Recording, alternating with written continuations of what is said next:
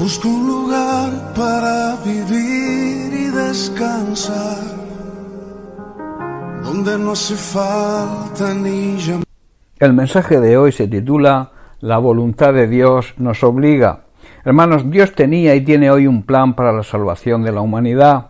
Ese plan, su voluntad, fue enviar a su Hijo Jesucristo para que viviera una vida ejemplar, o sea, para que fuera ejemplo y que dedicara su vida haciendo un llamado al arrepentimiento. Y por último, morir en una cruz, una muerte atroz, para que así poder cumplir con el requisito de la ley, la cual decía: la paga del pecado exigía un sacrificio, exigía una muerte, y hacían un sacrificio de animales.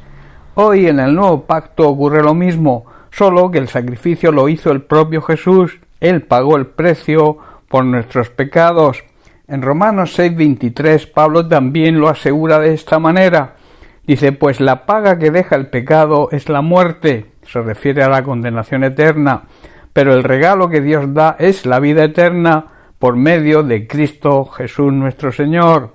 Alguien tenía que morir para cargar con el pecado del ser humano, y que mediante el arrepentimiento y el reconocimiento de ese sacrificio y aceptando a Jesucristo como Señor y Salvador, se recibiera el perdón de los pecados, se recibiera la justificación ante Dios.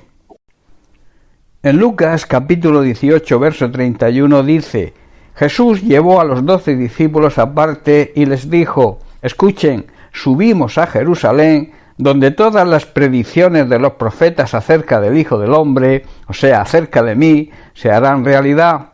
Y luego leemos el versículo 34 donde dice: pero ellos no entendieron nada de esto, no entendieron la importancia, el significado de sus palabras, porque estaba oculto de ellos, y no captaron lo que decía. Jesús en este versículo les explica a sus discípulos el motivo de su venida a la tierra. Les dice: vamos a subir a Jerusalén, donde se van a cumplir todas las predicciones que hicieron los profetas acerca de mí, donde tendré que padecer y sufrir la muerte en la cruz, ser sacrificado para que la humanidad pecadora pueda recibir el perdón. Pero dice que los discípulos no entendieron, no se dieron cuenta, no captaron lo que Jesús les estaba diciendo. Había un velo que lo impedía. Hermanos, hoy ocurre lo mismo. Las personas no captan, no entienden que alguien llamado Jesús y que decía ser el Hijo de Dios, hace más de 2000 años muriera en una cruz y que ese acto era para el perdón de sus pecados y la salvación de su alma. Ahí jugamos un papel muy importante nosotros, la Iglesia verdadera de Jesucristo, que es que debemos demostrar con nuestro buen testimonio que Dios es un Dios real y que Jesucristo, que es Dios en forma de un ser humano y que bajó a esta tierra, fue una realidad, y que lo que Él enseñó e hizo puede repercutir hoy en las personas que le crean y que le acepten y que puedan, como consecuencia, puede cambiarles sus vidas. La vida de Jesucristo fue y es hoy la consumación y el cumplimiento de la voluntad eterna de Dios. En Juan capítulo 5 versículo 30 Jesús dice: no puedo yo hacer nada por mí mismo, según oigo así juzgo, y mi juicio es justo. Y añade: porque no busco mi voluntad, sino la voluntad de aquel que me envió, la voluntad del Padre. Y en Juan 6:38 Jesús también dice: porque he descendido del cielo no para hacer mi voluntad, sino la voluntad de aquel que me envió. Hermano, Jesús jamás se quejó en todo lo que le aconteció en su vida terrenal. Jamás intentó eludir la voluntad del Padre.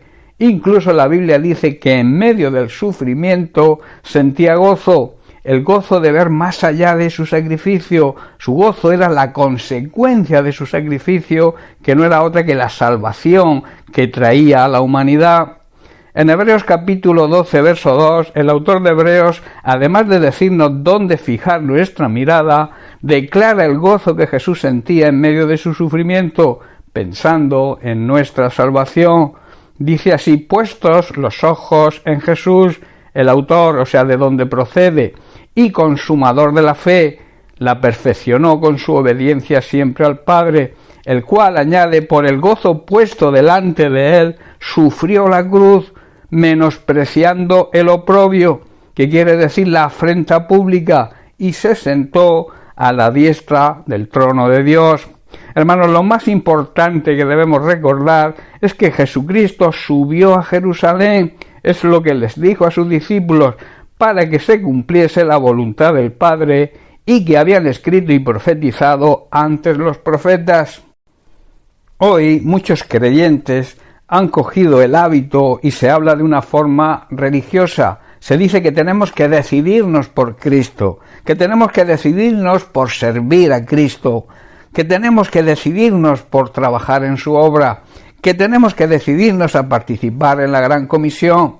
Hermanos, no es que tenemos que decidirnos, es que debemos, es que tenemos la obligación de hacerlo y vivir como merece el sacrificio de Cristo. Hermanos, el propósito, la voluntad de Dios, que demuestra su amor hacia nosotros, nos obliga a servirle como Él se merece. En 2 de Corintios capítulo 5, verso 14, Pablo declara: porque el amor de Cristo nos constriñe, que quiere decir nos obliga, nos empuja, y añade, pensando esto, que si uno murió por todos, luego todos murieron.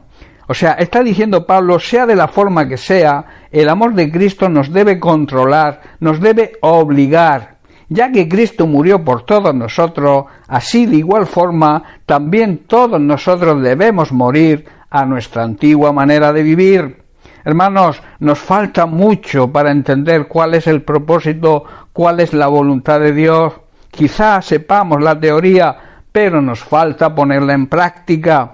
A veces nos preocupamos, le damos más prioridad a nuestras ambiciones personales que en decidirnos por la prioridad que debe haber en todo creyente, imitar a Jesús y hacer la voluntad de Dios. Dios y su voluntad tiene que ser la prioridad de nuestra vida. Bien, hermanos, pues hasta aquí el mensaje de hoy. Bendiciones para todos, un abrazo.